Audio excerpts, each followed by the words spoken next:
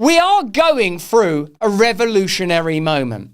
Do you remember when Tom Cruise used to turn up on TV saying big pharma's bad for you, psychiatry is a hoax? Here's the problem. You don't know the history of psychiatry. I do. Obviously, these were positions that were informed by his rather particular religious purview as a Scientologist.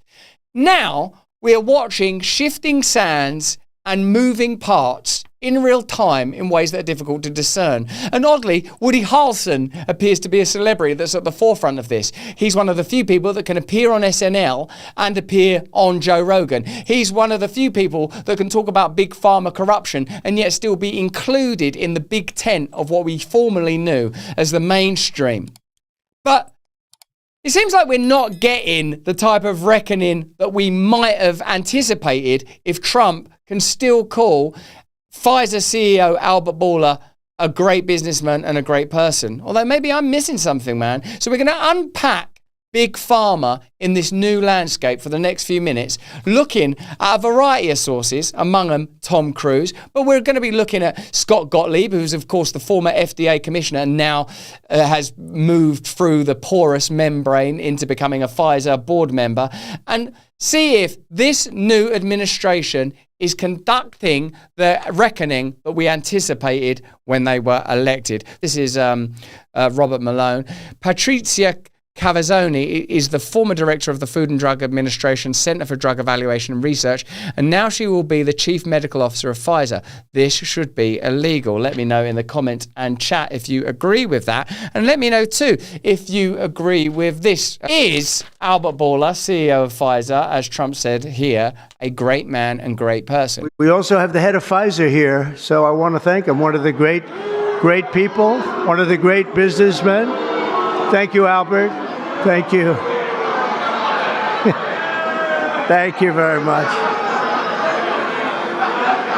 Thank you very much. Wow, it's not often that Donald Trump is out of step with his audience. Perhaps his defining ability is to conduct, like an antennae, popular public sentiment that seems to have been submerged by social norms. In that moment, though, that he was out of step, wasn't he? And out of line. Let's have a look at this. This is CNBC questioning Albert Bourla about the indemnity that shields vaccine makers that has likely significantly contributed to the disdain that was expressed by that crowd there.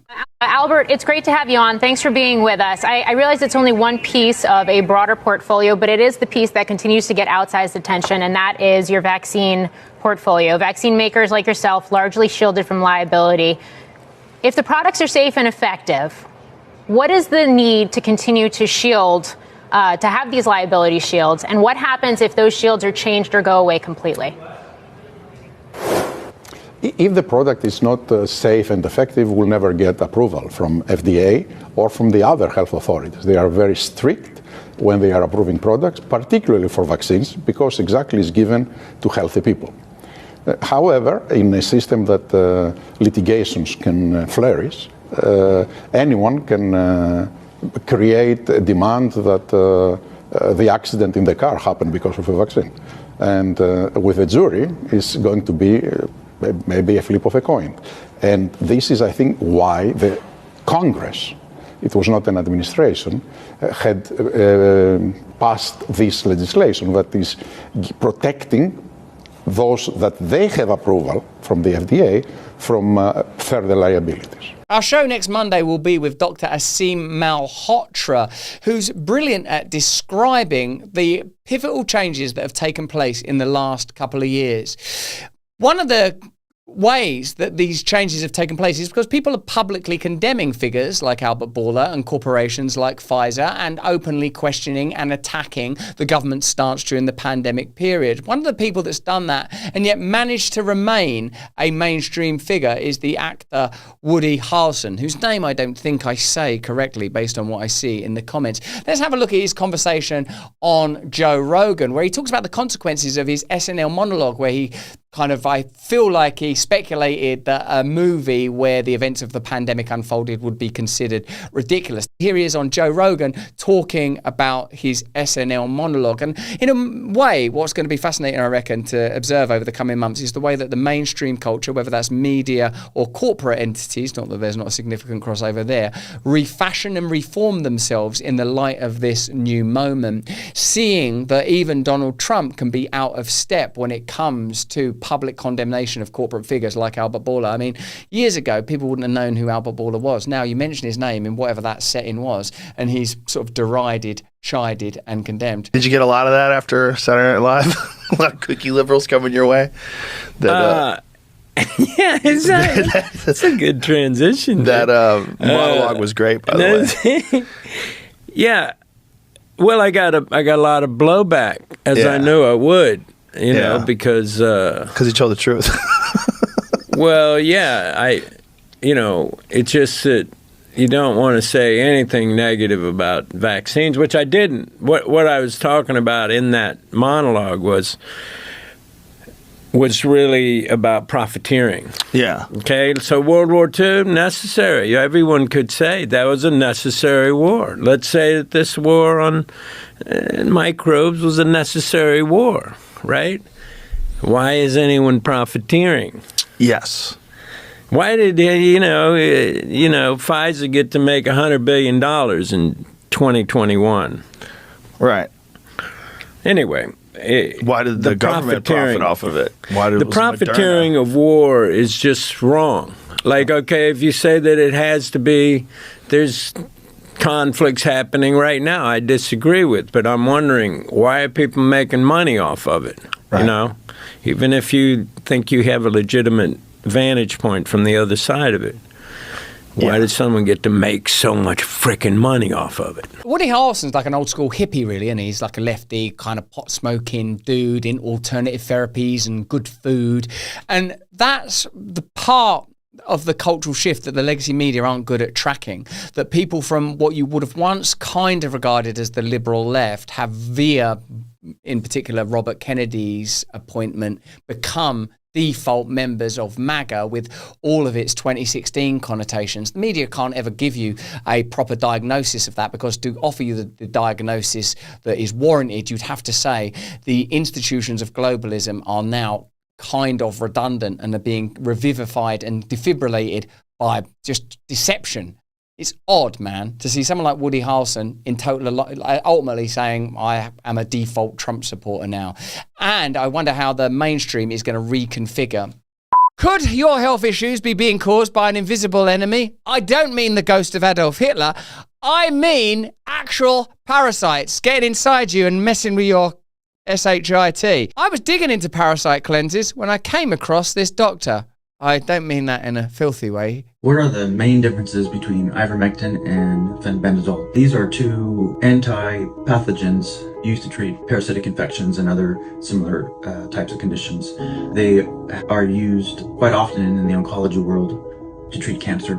They both have as anti-pathogenic abilities. Do you know 50% of Americans have parasites? They secretly invade your body, wreaking havoc on your gut, energy levels, and even your brain hole. And the mainstream medical system, they don't care about you and your parasites. They don't when you're thinking about this, because one great cleanse can change your life. The Wellness Company has a solution for you. Ivermectin plus mebendazole, a Nobel Prize winner, now in Parasite Cleanse combo that wipes out these invaders. Just fill out a brief medical intake form to get a 3-month supply. Lots of parasite cleanses are all over social media, but not the gold standard level. Oh no. Maha has officially happened. The Wellness Company is making these medications available to you to get parasites out. Go to twc.health/brand to get $60 off plus free shipping. Get them parasites out.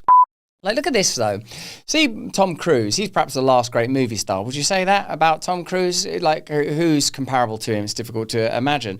Because of his, religious devotion, whatever you think of it, like to Scientology, he's always had a perspective that's outside of the culture.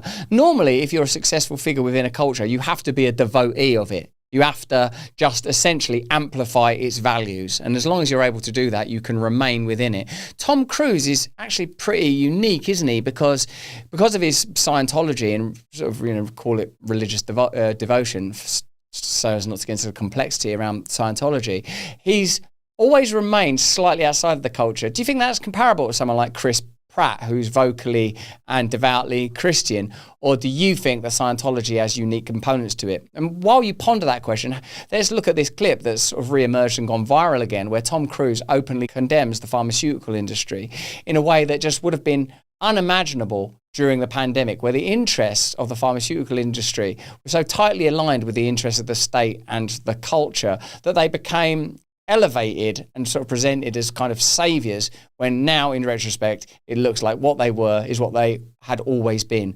vampiric and parasitic entities generating profits by giving us products that in significant numbers are detrimental to our health. The irony, the delicious irony. Let's have a look at Tom Cruise talking about Big Pharma. Here we are today, where I talk out against drugs and psychiatric abuses of electric shocking people, okay, against their will, of drugging children with them not knowing the effects of these drugs. Do you know what Adderall is? Do you know Ritalin? Do you know now that Ritalin is a street drug?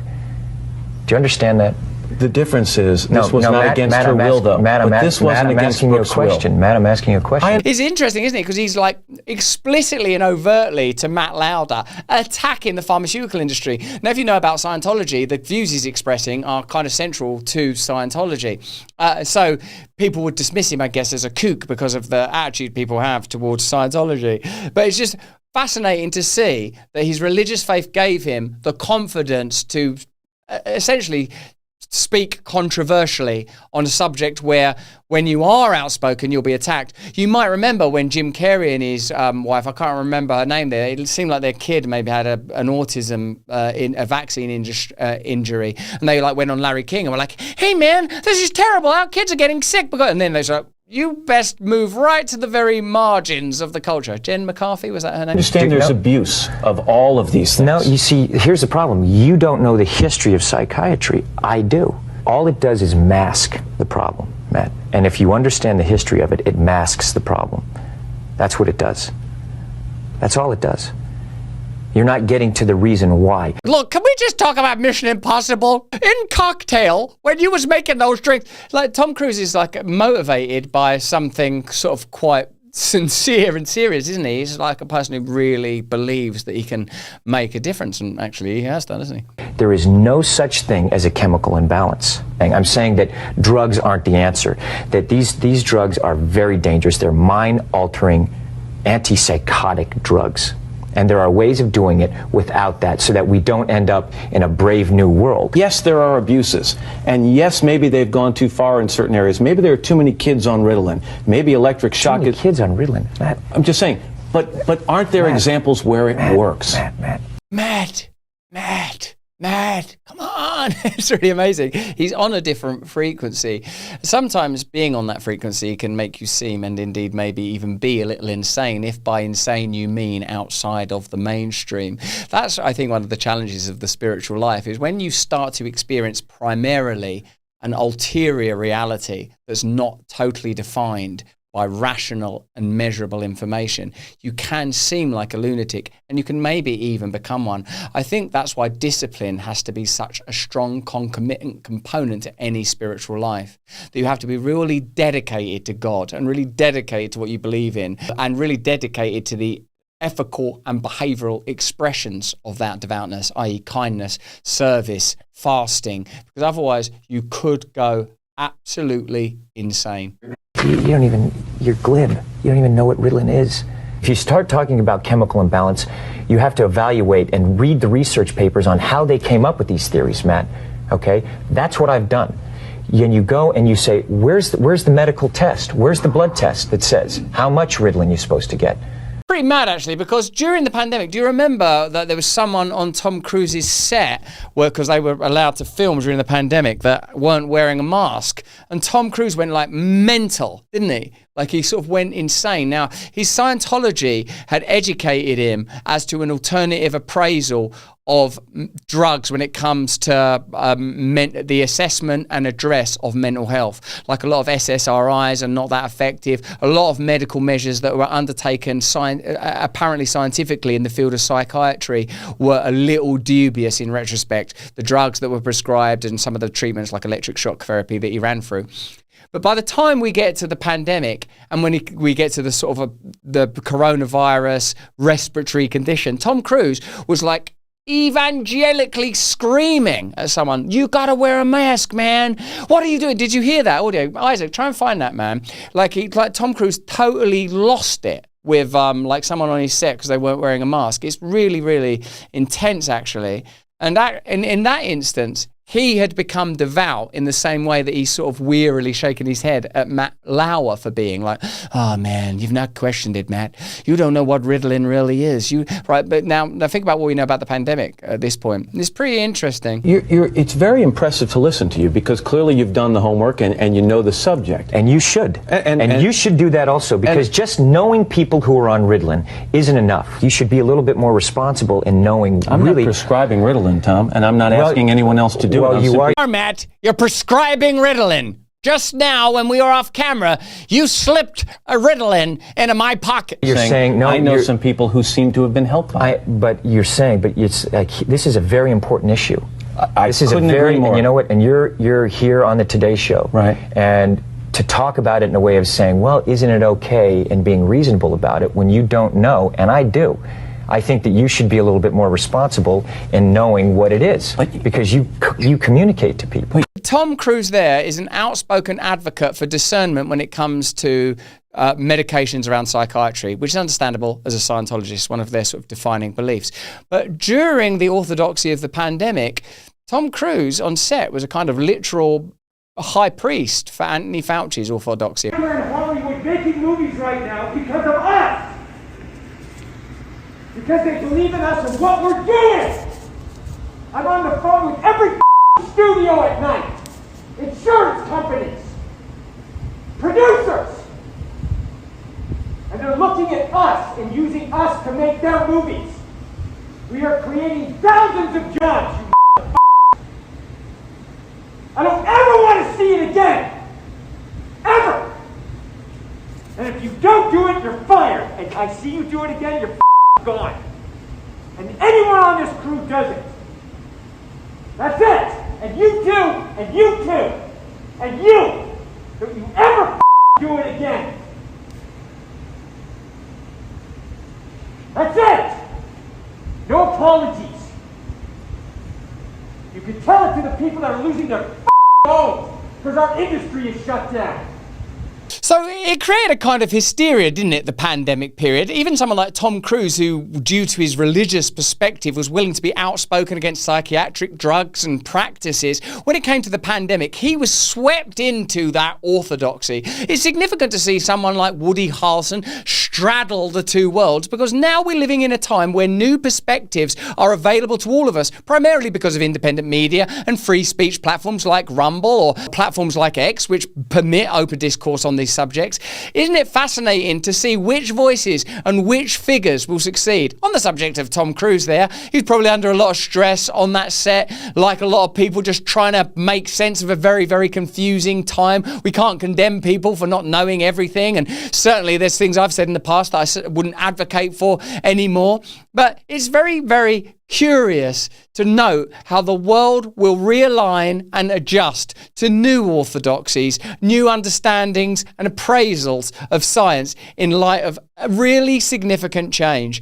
Perhaps Woody Harrelson is the cartilage we all require, a gentle tendril that attaches the former left world, where people were critical of establishment power, to this new emergent right-wing assessment of corruption. But that's just what I think. Let me know what you think in the comments and the chat.